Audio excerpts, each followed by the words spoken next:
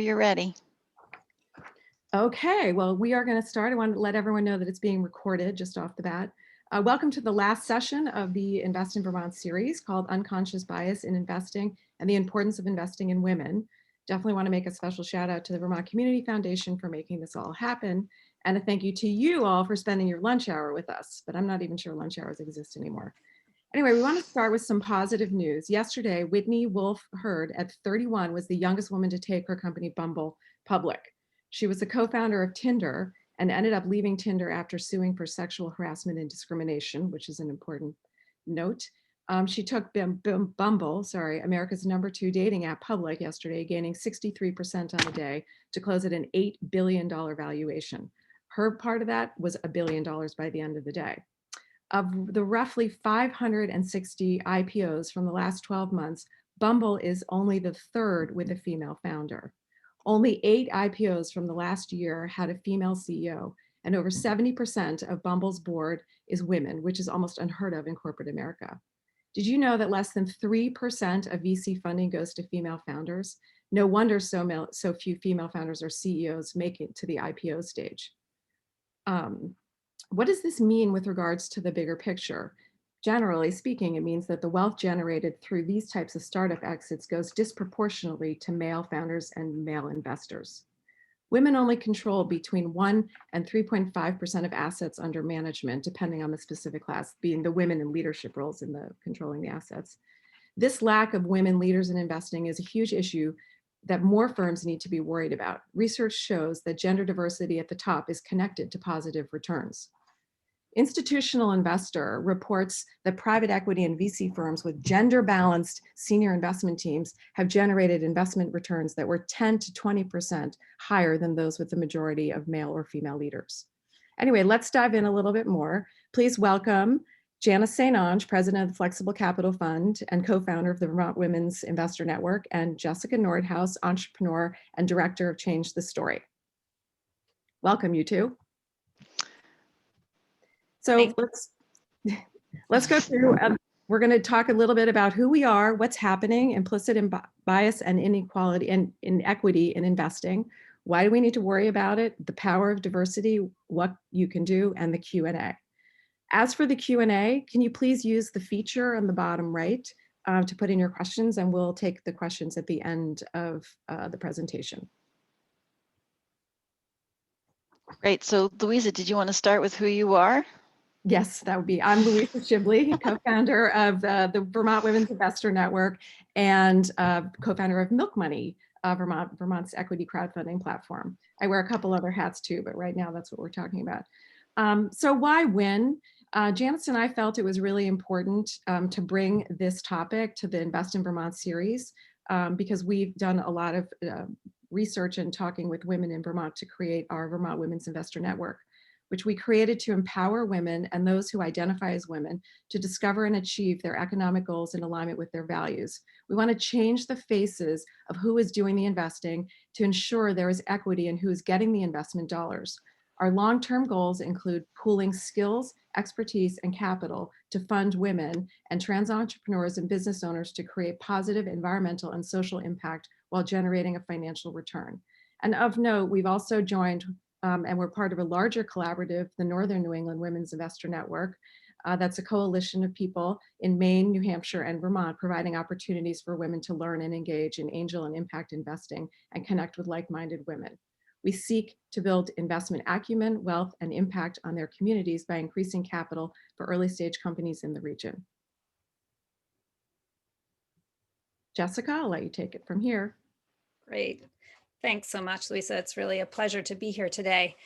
And I do wear several hats, and you'll hear a little bit about those hats as we go along. But I wanted to start by giving those of you who don't know what Change the Story is a little bit of background.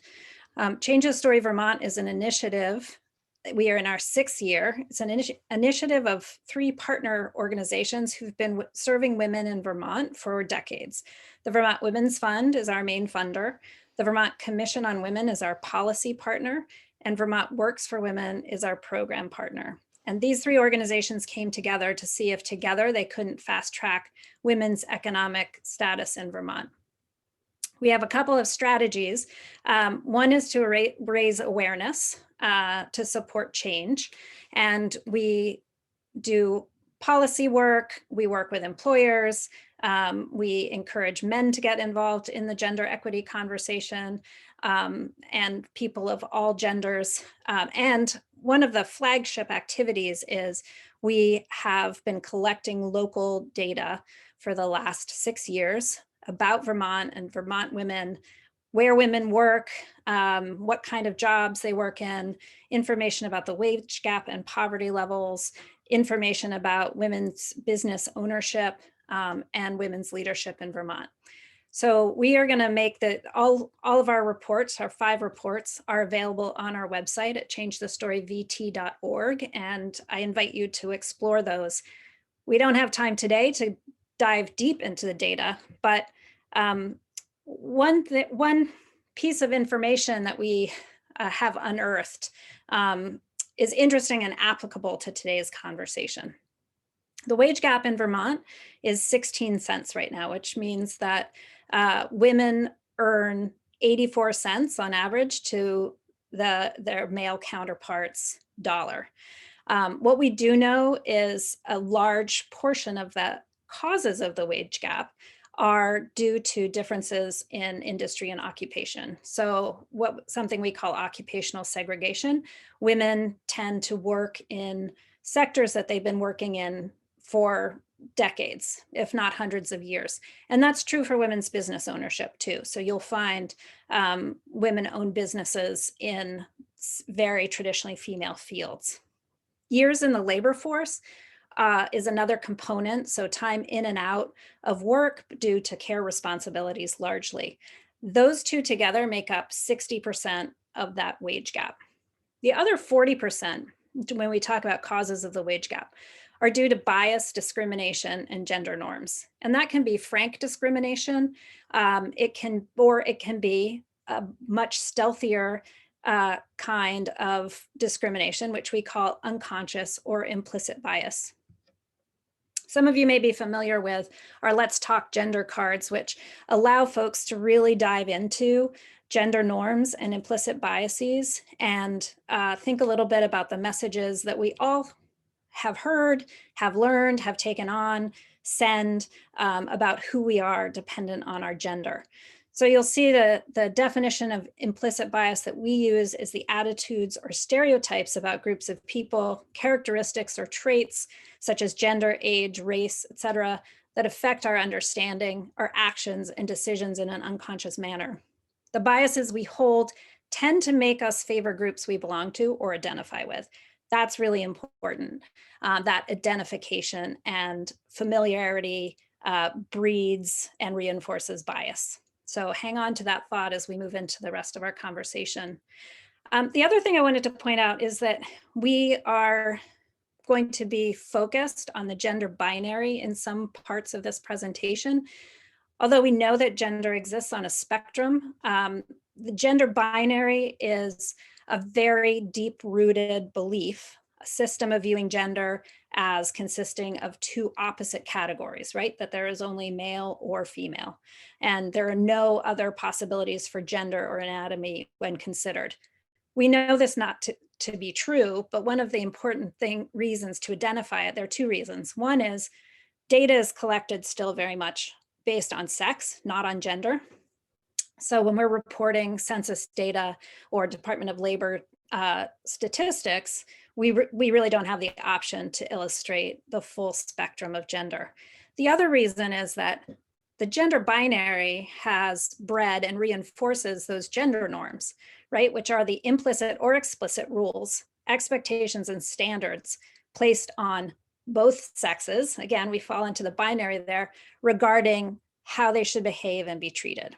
And so I just also want to insert a disclaimer here, or a claimer maybe, that equity work is really complex and none of us is an expert at it.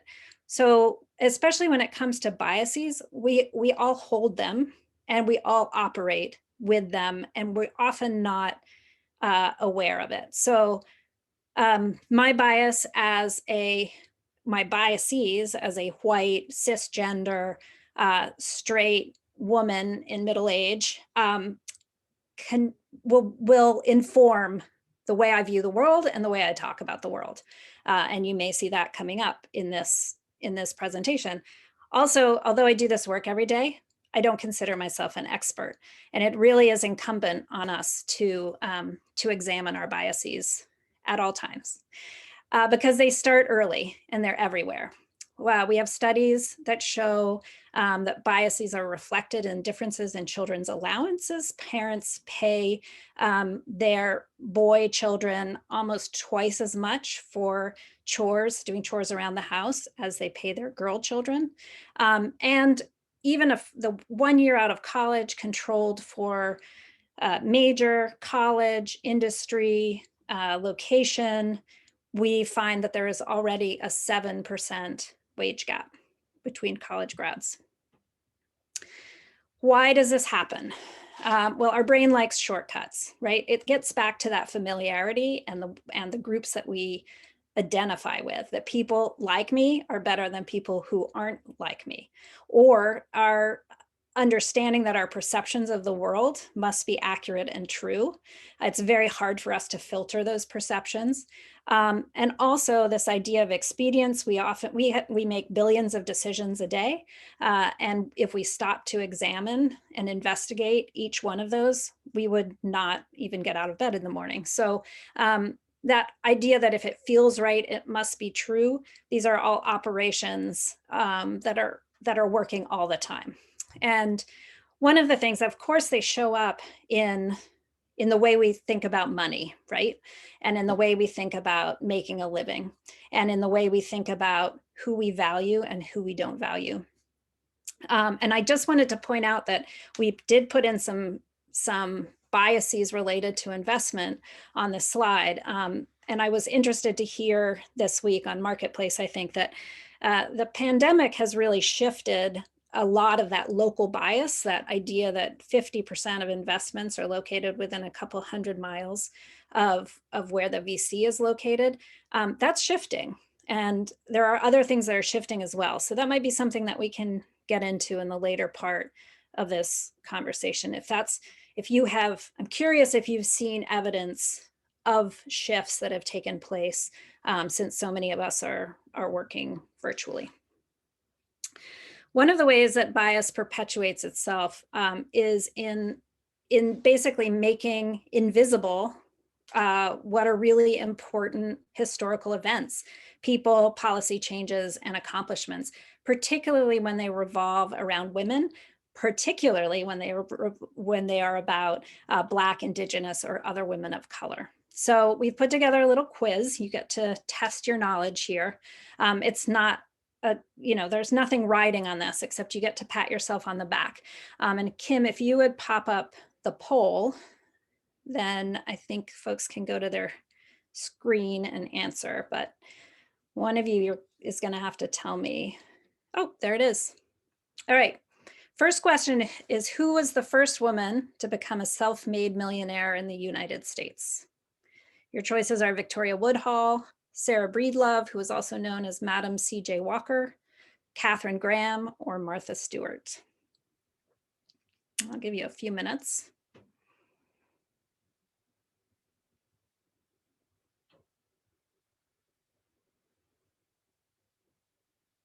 Second question is, according to Change the Story's 2016 status report, Women's Business Ownership and the Vermont Economy, shameless plug, what were the total revenues produced by women-owned businesses in the state of Vermont? Were they 88 million, 176 million, 2.2 billion, or 1.4 trillion?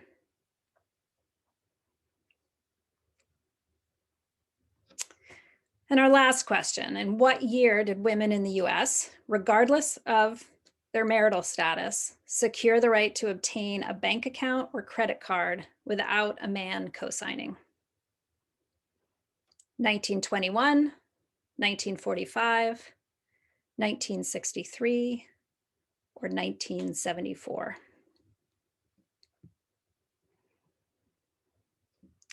Kim, when you have enough answers that have rolled in, we can share those.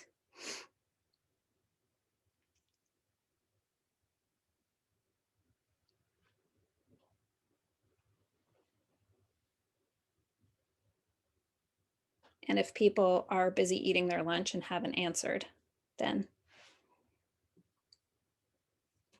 I can give you the answers.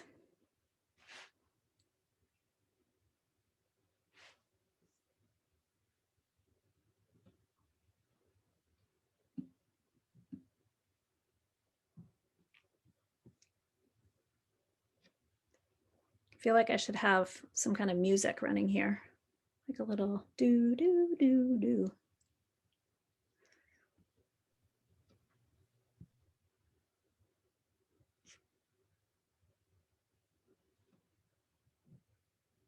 There we go. All right, look, 60% of you were on it. Madam C.J. Walker was in fact the first woman to become a self-made millionaire in the United States in the early 20th century. 1919, I believe, is when she made her first million. She was a Black woman who made a line of shampoos and skincare products for Black women. Martha Stewart is the first self-made billionaire in the United States. According to Change of Stories status report, what are the total revenues for women-owned businesses in the state in 2015? It was $2.2 billion. So 31% of you were absolutely on that.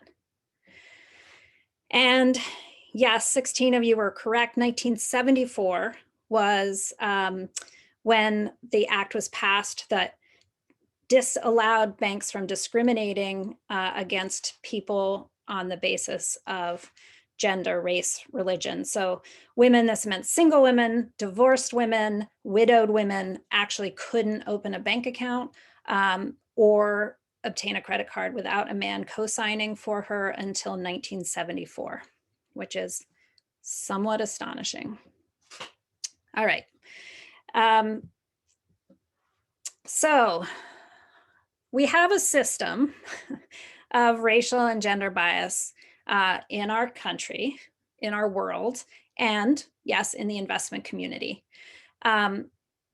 Melissa Withers says we're really only at the beginning of a very long and difficult fight when we look at the fact that in 2019, a record amount of US VC went to women-led enterprises, and that record amount still was under 3%. And I imagine that most of you are familiar with that statistic. In the third quarter of last year, investment in women dropped 48% from the second quarter, and that hit the lowest level since 2017. So we see this happening. We see it happening with the wage gap. We see it happening with representation of women in leadership positions. You know, we sort of make this slow climb and then we take a hit. We've seen it in recessions.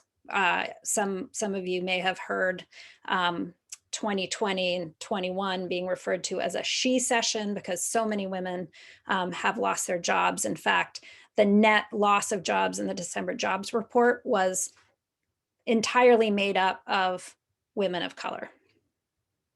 And this is despite the fact that people who identify as women represent over 40% of business ownership in the country. So there's disproportionate amount of money going into those female founders and their enterprises. Even more stark, only 1% of venture capital funding goes to startups led by Black and Latinx women. And Sharon Chuter, who is the founder of Loma Beauty and has also started a couple of campaigns to highlight the importance of funding Black ventures and Black women in particular, has made the statement that Black women in particular are over-mentored and underfunded. So 0.006% of available venture funds go to Black female founders. At this point, she says, so at what point are you going to stop mentoring me and start investing in me? the beginning of one thing we can do. And the business case for it is pretty solid. Every dollar of investment raised, female-run startups generated 78 cents in revenue, whereas male-run startups generated only 31 cents. So women entrepreneurs are successful. And how does all this talk about unconscious bias apply to investing? Well, here is a woman who started a very small outdoor clothing company in 1991, way back in the last century, in a tiny ski town in Colorado. That woman was me. I founded Horny Toad Activewear. You can see my high-tech operation there with my Mac 512K. That's right, 512K, and my fax machine, which is nicely covered by Charlie Brown fabric to keep the lint from my polar fleece operation from clogging up the works. So this was actually the world headquarters of Horny Toad Activewear. I ran the company for 5 years, and I was well mentored. I had no background in business. I had no background in design of clothing or fashion design. I knew how to make clothing, but I did see a need, and I wanted to be able to afford to live in Telluride, Colorado. I started making things for friends, and it really blew up. It was before every tiny town, ski town, had their own fleece company. I focused on custom made clothing. So folks would come to me, and ultimately I had some designs in place, although it was an uphill climb because the demand was so great. But I also was running the business from soup to nuts. So I was doing the ordering, I was doing the design work, I was doing all the cutting, I was distributing bundles to sewers and receiving goods. I was doing the shipping, I was doing the marketing. I was fairly well exhausted. And one of my mentors, who was a gentleman who really did appreciate supporting entrepreneurs in town and wanted to see us make a go of it, located an angel investor who wanted to give me $1 million to grow my company. And this was really before I think the value had taken hold, or the idea of small, local, sustainable growth. And as a 23-year-old, there was absolutely no way that I was prepared to take $1 million of somebody else's dollars and grow my business in that way. It was completely overwhelming. Had I been more prepared, had I had that mentor who certainly knew how to set up a business,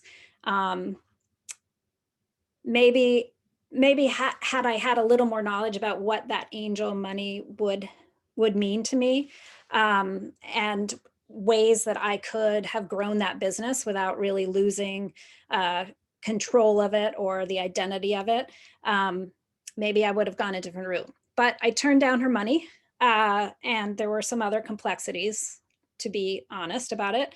I was able to sell the business, and it is still in business. It's been rebranded as Toad & Co. But it was an interesting education to me. And one of the pieces that I come back to, and I think this is where the bias comes in, is there were some folks, also mentors in Telluride, who had some connections, because it's a very wealthy town, who invited me to a dinner party because Peter Yarrow was coming to town, of Peter, Paul, and Mary. And they thought maybe that would be a good connection for me. So I put on my best sorels and fleece, and I trudged up to their fancy house on the hill, and I was seated next to him at dinner. And at one point he asked what I did. And I said, well, I own a clothing company, and it's called Horny Toad Activewear. And he said, oh, isn't that quaint? Isn't that precious? Everyone, Jessica owns a clothing company. Jessica, I don't even know if he said I owned a clothing company. He said, Jessica sews. Isn't that quaint? That's how she makes her money. Isn't that sweet? And I had this steam building up in my ears and thinking, like, this is ridiculous. Why is this man calling me quaint? Is it because I'm 23? Is it because I don't know what I'm doing? Is it because he's a jerk? But he clearly wasn't taking me seriously. So obviously that wasn't a good connection to be made. But I did, as I got in the car with my partner and we were driving back to town and I was fuming and venting, he said to me, Jessica, this is coming from a man who made $1 million singing songs about magic dragons. So, touche, that was the point. Had that angel investor, had we really gotten far down the line, this is perhaps what would have happened. VCs are much more likely to ask women prevention-focused questions, and they're much more likely to ask men leading startups promotion-focused questions. And what is the impact? Well, the impact is that you get answers that are much more about how you're going to mitigate risk than how you are going to grow your business. So here are just a few examples of what that promotion versus prevention means. One of the ways that entrepreneurs can counteract that is to respond, to pivot and respond to prevention style questions with promotion style answers. And we see their funding increase significantly. What can investors do?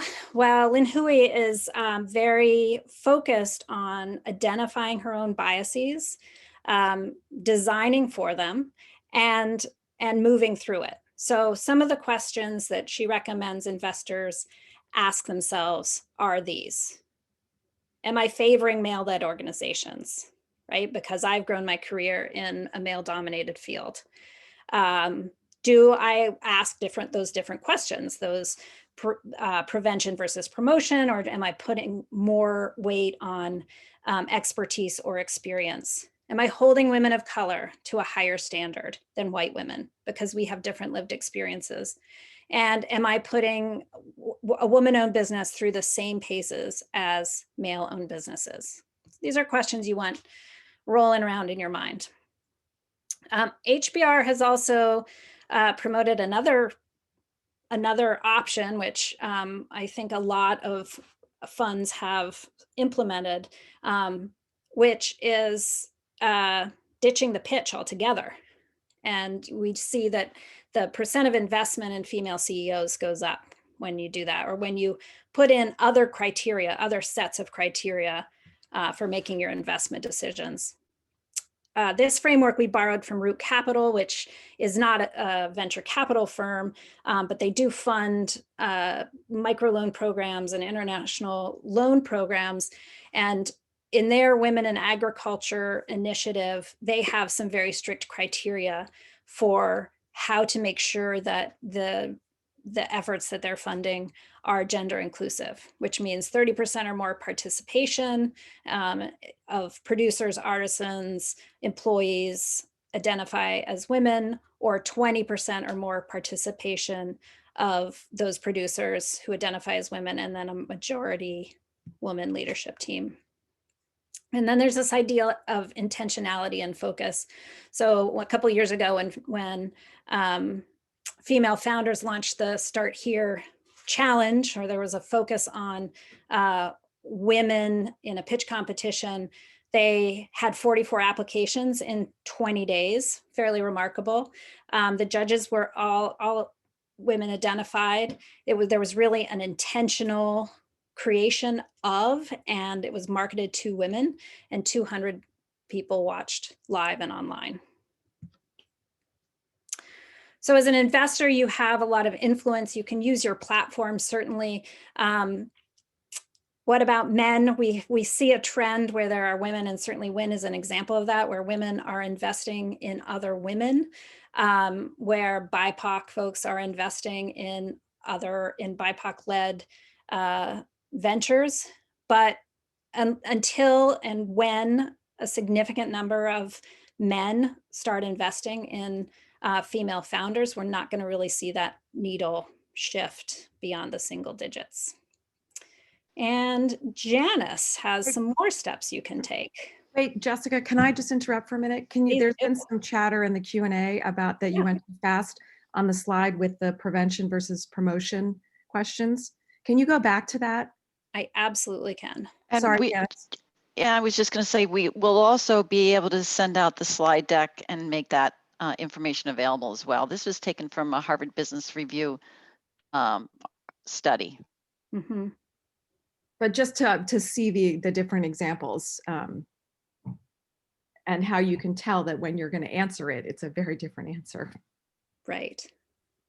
Right. So if the question is about how do you want to acquire customers, or another big promotion type question is about your plans for growth and scaling, but women are often asked how they're going to mitigate risk. Right? How long will it take you to break even? How do you plan to monetize this? Those are some of the differences. So if you're asked how long it will take you to break even, you can absolutely answer about how you plan to monetize, right? Or what your expansion plans are.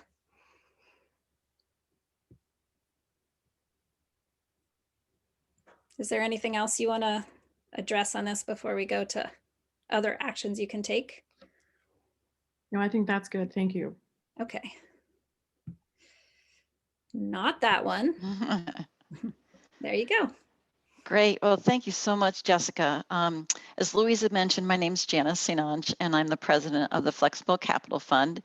We provide risk capital in the form of revenue-based financing, equity, and convertible debt to companies in Vermont's food system, forestry, and clean technology market sectors. We've been around 10 years now and put out about $5 million to 16 different companies. So we are very much conscious about trying to find diversity in the teams that we invest in. And so as an investor that works directly with local companies, as well as someone who has a 401k and has money in the public markets, one of the things we wanted to do was just end this session with what are some steps that you as investors can take to reduce your biases. And I think the first thing is, learn more about yourself, learn more about what unconscious biases are, and assess which biases are most likely to affect you. So Harvard has this implicit association test to figure out which of your individual perceptions are most likely to be governed by unconscious biases. And we'll put that link in the chat when I'm done. Bring diversity into your investment processes and decisions. Find others with diverse perspectives when you're making decisions on your investments. And make sure there's diversity in your network, how you're sourcing investments and who's helping you make those decisions. And that includes wealth management firms and advisors if you're a high net worth individual. I guess second, pretty easy. If you're a woman or someone who identifies as a woman, please join us at the Vermont Women's Investors Network on a monthly basis. We provide a safe place for women and those who identify as women to learn about investing, hear other women's money stories, and discuss how to use their economic power for good. So email us to get on our mailing list. Now, about investing your money, let's first consider a broader definition of investment. And I'm defining it as pretty much any way you spend your money. Donations, grants, loans, investment, and purchases. You make choices every day when you put your money out the door. So some easy lists of national opportunities that include putting your money into gender-focused or impact-related companies and programs. And these are just a few of many that are out there. C-Note is a way to invest that supports Main Street America, and they fund small business loans, affordable housing, and community development in low-income areas. Pretty low threshold. You don't have to be a high net worth individual or what is known as an accredited investor to participate. Elvest is an online investing platform for women created by women.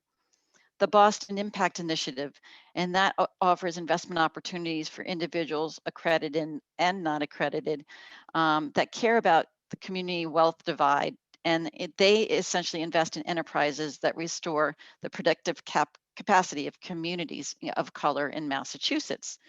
RSF has the RSF Social Finance, which was mentioned earlier. They have the Women's Capital Collaborative, and that's a philanthropic initiative that partners with women entrepreneurs to provide them with crucial growth capital when they need it most. Investing directly in local businesses in your community using debt or equity or some other instrument is an option as well. This is the subject of a whole other webinar, but suffice it to say that we don't recommend you go it alone. That's why joining a network or an angel group is a good way to begin your education on direct investment. So if you're a high net worth individual, again, an accredited investor, and the IRS has a specific definition in terms of the dollar amount of either income and or net worth, which you can go to the IRS website to confirm. So if you are a high net worth individual, you can join a women and non-binary femme-focused angel group that offers investing opportunities, education, and networking opportunities. So remember, investing really is a team sport. Some groups, for those who are interested, include Portfolio, and their venture partners review hundreds of companies from across the world, selecting their top 10 investments. And they are women focused. Their investing process is engaging and educational, and it lets you be as involved as you want to be based on your schedule. Next Wave Impact is working to increase diversity, inclusion, and impact in early stage investing and the entrepreneurial ecosystem. Again, an all women angel group, and their pretty much philosophy is learn by doing. Pipeline Angels is changing the face of angel investing and creating capital for women and non-binary femme social entrepreneurs. And finally, Golden Seeds is an angel network, and it's one of the largest ones in the nation with over 300 members and 8 chapters, including Boston. Their members consist of women and men dedicated to evaluating, funding, and helping companies with at least one woman in a management role. Now, there are angel groups in Vermont, New Hampshire, and Maine that are not focused on women, but are open to new members. And they include the North Country Angels in Vermont. And the reality is this group is primarily men and could use more women participating. So let's go, all you women and femmes who are high net worth individuals. Think about joining the North Country Angels and or working with a larger angel group. And we'll send links to all of these groups after the webinar. In New Hampshire, if you're near the border, there's East Coast Angels and Northeast Angels. And in Maine, there's Maine Angels. And kudos to this group. As I understand, over 40% of their members are women and femmes. So not ready to go back to school, but looking for a boot camp opportunity to learn about angel investing? Try these women-friendly options. The Angel Capital Association has their Angel University and online webinars. Pipeline Angels, again, women-focused, has an investing boot camp. The Female Funders has an Angel Academy. And 37 Angels Boot Camp, which I'm participating in right now, is all women and focused on educating women on angel investing. But how about supporting your local communities and businesses or diversity initiatives in your state? So do your research and see what funds and financial institutions are supporting gender and racial equity in Vermont. Here are some easy ways to start investing with any amount, investing local and in organizations doing the work of gender and racial equity. So again, remember when I defined investing as the spectrum of grants, loans, equity investments, purchases. The Vermont Community Foundation, who is organizing these events this week, there are a variety of ways you can work with the Vermont Community Foundation, including donor advised funds, supporting organizations, and in addition to providing grants to the community, the foundation invests up to 5% of its dollars directly in businesses in Vermont that support their mission. So they in turn are investing the dollars that are granted and donated to them. The Vermont Women's Fund is committed to supporting the advancement, self-sufficiency, and economic and social equality of women and girls. And they're a partner of Change the Story, the organization you just heard about. The Vermont Community Loan Fund is a mission-driven, community-focused alternative lender, and they provide loans and resources to businesses, community organizations, and nonprofits, as well as early care and learning providers who don't qualify for a loan from traditional lenders. And for as little as $250, you can get started with the Community Loan Fund. There's also Milk Money Vermont for any Vermonter, regardless of income, and other crowdfunding platforms. And impact investment funds like the intermediaries that I would throw the Flexible Capital Fund, my organization, into that category. We often have limited time offerings to invest, but when we do, we provide the advantage of spreading risk across a portfolio of companies that we've invested in. And for those who are seeking a wealth management firm that support building a more just and sustainable economy, check out Clean Yield Asset Management in Norwich, Vermont, and Veris Wealth Partners based in New Hampshire. These firms have an eye in helping their clients invest with their values, including gender and social justice focused investments. And of course, there's Banking Local with local credit unions and banks like the Vermont State Employees Credit Union, Opportunities Credit Union, Union Bank, Northfield Savings Bank, and the list goes on. When you open a savings account or a money market, you're investing your dollars in a local intermediary that in turn lends to businesses in your community. And I guess finally, I would say don't forget that when you shop local, you're investing your dollars in your communities, and those dollars continue to circulate in your community for greater impact. Look for women-owned and BIPOC-owned shops and Main Street stores. For every dollar you spend at a small business, something like 67 cents stays in the local community, and a majority of that, 44 cents, goes to the small business owner and wages and benefits of their employees. So keep it local. That's all I got.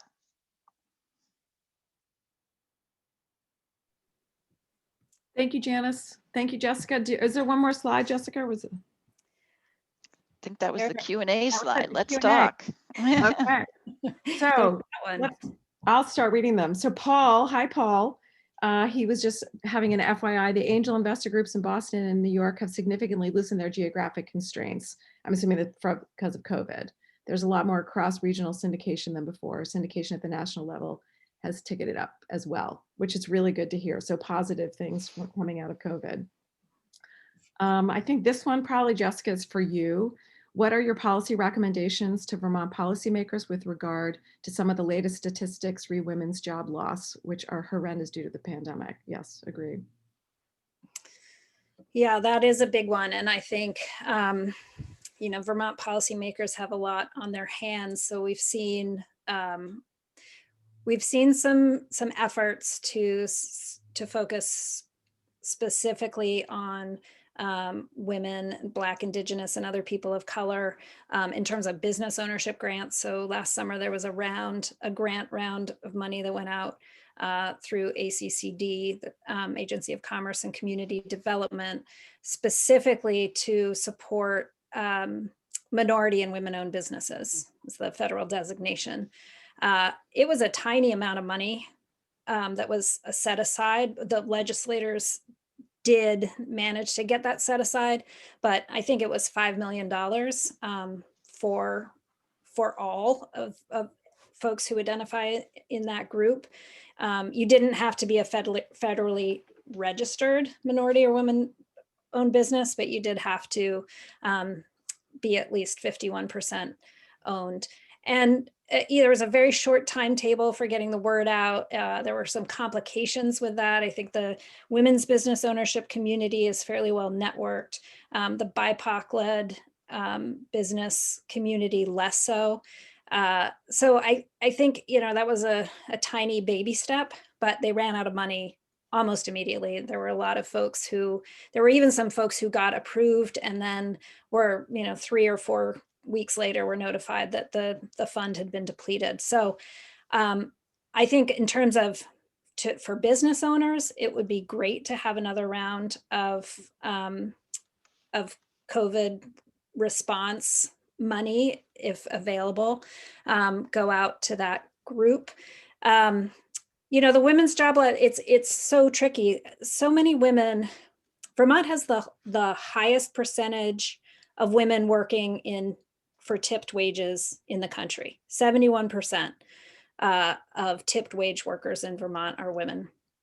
So until we sort out what we're going to do about our hospitality response, that's going to be a tricky one.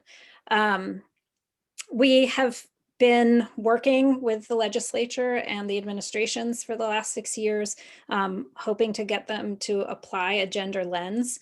We are still hopeful that the Department of Labor is going to disaggregate some of their data by gender and race. And there are efforts, there's certainly efforts, I think, more and more around looking at BIPOC-led ventures and the disproportionate impact economically on BIPOC folks. We know that because of the intersectional nature of oppression, women of color, Black women in particular, Black and Asian women are both much more likely to live in poverty in Vermont than they are in the rest of the country. So poverty rates for Black and Asian women are higher than the national average. That is not a specific answer to policy recommendations. The Vermont Commission on Women is working tirelessly to bring a gender focus to policy in the state, and that is a great place to go for more information. They have a lot of educational briefs that they put out. They have a COVID dashboard on their website that gives you data around the economic impact of COVID on women. And we just helped promote a survey that was put out by UMass Amherst economist looking to see what the impact of COVID is on households. And they just closed that survey this week, and we are going to be able to get a sense from them of how women are doing in Vermont as well. So we hope that that can inform some of our policy recommendations coming forward. Thank you, Jessica. Paul, interested in the idea of removing the pitch, a sacred cow. Who is the leading edge of replacing the pitch with something else? What do their methods look like? Alternatively, has someone come up with an analog to symphony auditions behind the screen? I can answer, I don't know whether or not they are a leader in it of ditching the pitch, but if you look at Earnest Capital, they are absolutely against the pitch, and they start like a process that's an online question. So a founder will ask a question and it starts an email chain, and slowly the entrepreneur or the founder is dropping in information, going back and forth in an email dialogue. So it's not just someone standing up and giving the 5-minute pitch. So you can look at, I think it's earnestcapital.com, but we'll add that in the links if you want to take a look. Paul's idea: help make people like me who lead investor groups to recognize these patterns of bad questions so we can redirect the question in a better direction. You're going to get a copy of the deck so you can take a look at that. And I'm sure that any of us would be happy to talk to you more about that to help you out on that one. Tom, I have a 24-year-old daughter who returned from the Peace Corps and wants to be a change maker, especially involving social issues. She shows very little interest in business and investing. As a mentor group of educated, caring, successful women, what can be done to expose young women in Vermont who might initially dismiss a business investment meeting? As a group, I think you have significant opportunity above and beyond business with the next generation. What advice do you suggest? I might take that if I may, Louisa. I think one of the reasons we started the Vermont Investors Network was to engage women who haven't really thought about their own economic power. I think over the years, over the generations, women have been told that we don't understand math, we don't, you're not financially literate, and these things have perpetuated themselves over time. So our intent is to engage women, young women, women who identify as women, to have a conversation with us. Our monthly meetings are open to anybody who identifies as a woman, and we are essentially educating and telling stories about how to get started. And there's so many different ways to get started to use your money for in alignment with your values. And so that's what we're trying to do, is highlight that and demonstrate to especially the next generation, who are going to be inheriting the majority of the wealth. Women will be inheriting the majority of the wealth over the next 20 years. And so how do we educate those women in understanding the value that they can have in investing with their values. So have her connect with us and at the Vermont Women's Investors Network. And again, we'll send out all these links. I also just would love to jump in. I really love, Janice, what you said about wherever you put your money, you are investing, right? And that is something to think about. I mean, we saw in the fall of 2019, the Burlington High School girls soccer team take the global stage because what started as a social change and advocacy issue of designing equal pay jerseys to wear as warm-up jerseys became a national and then international sensation. And their goal was to raise a little bit of money to help support the Greater Burlington Girls Soccer League and make sure that as many girls in their community had access to that league as possible. And they ended up raising over $50,000 and now have an equal pay fund that's housed at the Vermont Community Foundation.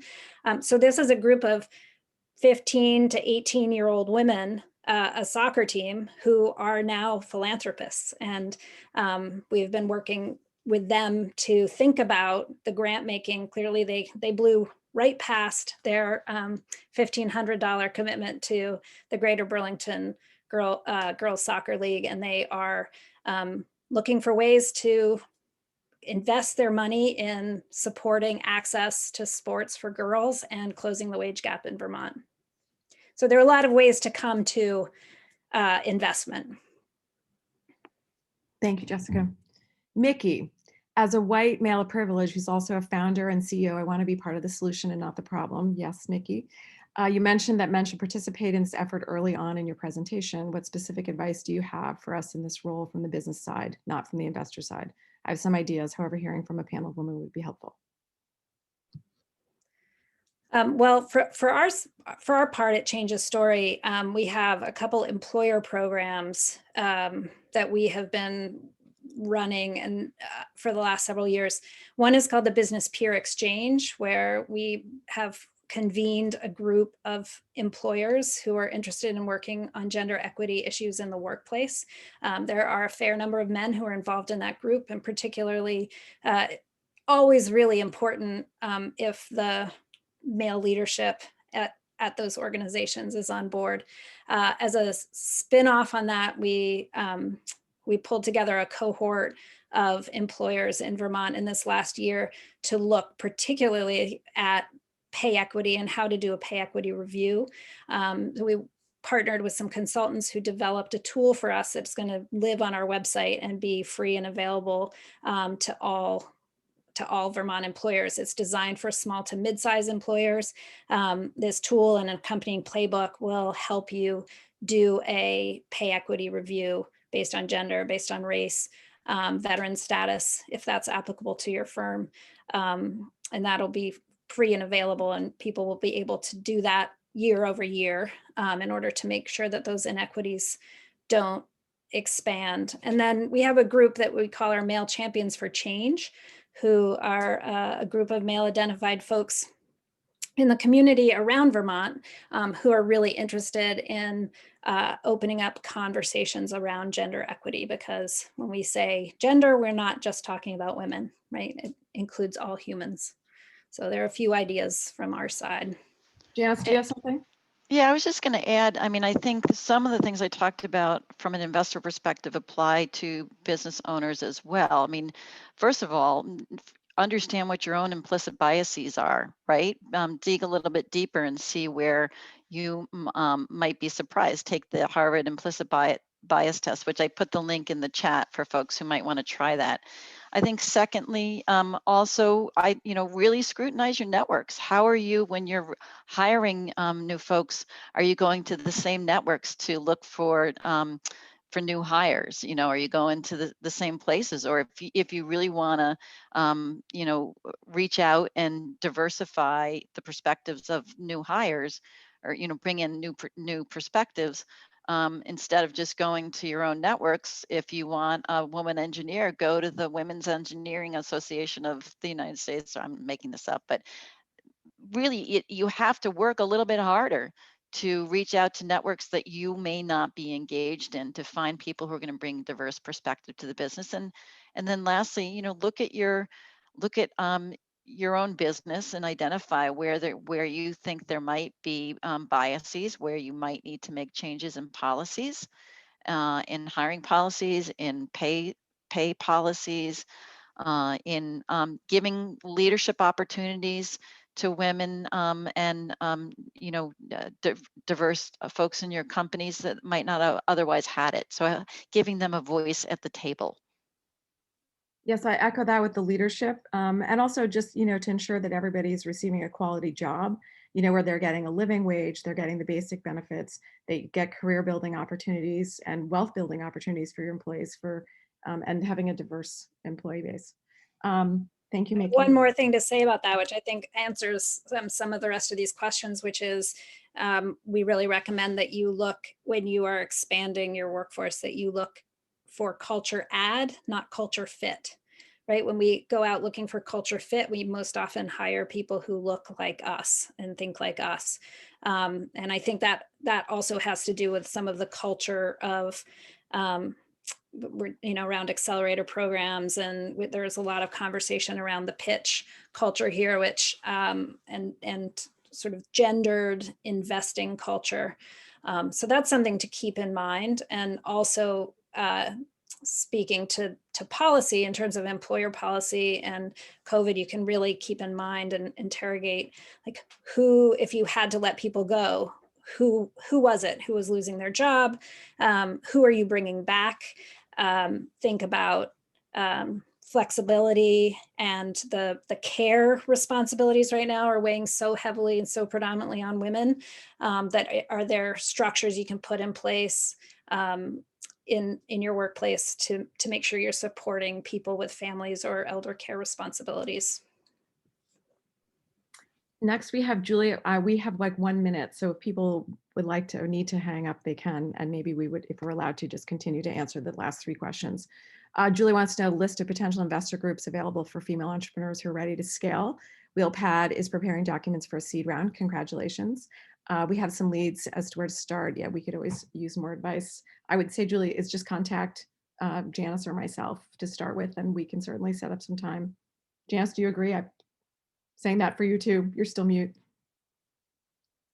Oops, sorry. Some of the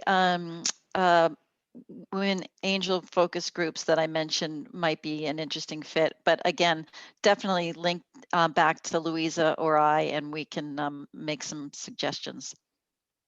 Perfect. Does there seem to be a difference between women-driven investing culture and male-predominated investing culture? And if so, does this lead to different traits, characteristics being prioritized in non-male founders and their businesses? Who wants to take that one? I'm not sure. That's a lot to unpack, probably more than we have in this moment. You know, I think what we're seeing, and one of the reasons that we started the Vermont Women's Investors Network, was to provide a safe place for learning and build confidence in investing. I think women tend to, you know, there's a proverbial example of men, if they're not qualified for a job, will still apply for it and just, you know, talk big about what they could do. And women won't even apply for a job if they don't have the top 10 qualifications. I think it's a broad brush. Not every person is like one of those extremes, but I think generally speaking, we tend to think more, and so we take more time potentially to make those decisions. So we are trying to provide a safe place to learn that and build confidence, so that we can get more women out there investing and doing it with their values. Great, thanks, Janice. Higher ed innovation programs and accelerator programs are so pro-pitch, yes. Have you seen any examples of curriculum in these sorts of programs, the higher ed innovation space, that is moving away from being entirely pitch-oriented as the sole gateway to capital? I personally have not, but I also think because of COVID, I haven't really been as involved with the pitch competition. So I would defer to Janice or to Jessica, but if you guys have seen that, I have not seen a movement away from the pitch. I haven't, but I think it's got to start with the groups who are asking for the pitch more than anything, right? So it's kind of the chicken and the egg. See if there's any more questions. Thank you.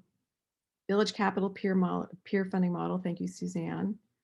And can we talk about the transfer of wealth to women? If you haven't mentioned it, I had to leave for like 15 minutes. Hi, Meg. We did not talk about that.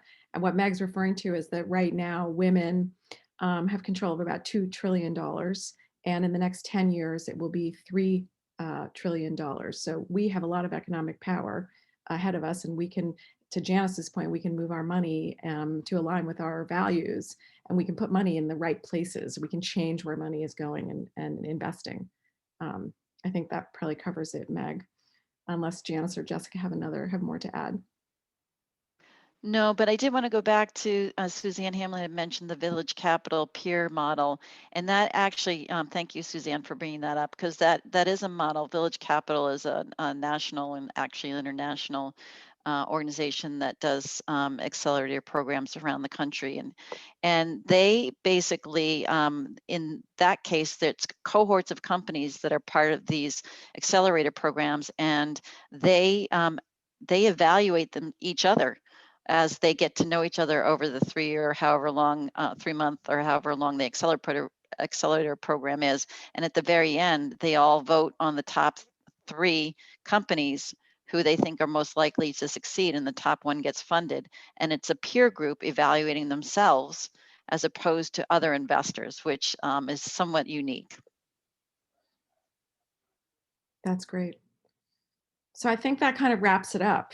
Do you guys have any closing comments? Or, I mean, we don't have our contact information on the sheet there, but when we send out the deck, we will add our contact information and all the links that were discussed. I think you have to give your okay to VCF for us to email it. And I think that's it. I want to thank everyone for joining, and Jessica for sharing all your work. It's changed the story. And Yes, thank you, Jessica. Terrific. Really, thanks for inviting me to join you, and thanks to you all for really your interest and focus and intention about changing the story. That's what it's about. And thank you all for joining for your lunch break. We appreciate Yes, it. yeah, thank you.